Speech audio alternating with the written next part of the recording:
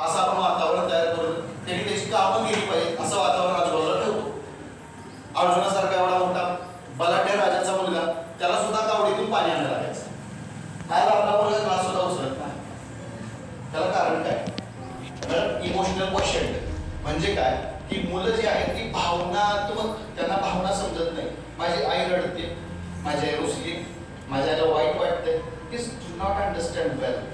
त्याला टायटलच माहित नाही, या भावनेला काय म्हणतात त्याची ओळख माहित नाही. ए दिली करून आम्ही, बी पण दिली, सी दिली, 1 दिला, सगळे वर्ड सांगितले, GK सांगितलं, US सांगितलं.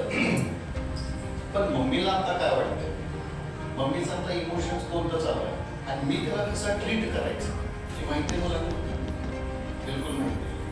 आणि ह्या जगामध्ये पाय ठेवतोय आपण, जे जग फास्टेस्ट झालेलं, आपलं स्पीड खूप कमी पडतंय आणि त्यामुळं पालकत्व जे आहे, पालकशैली आहे, डगमगले.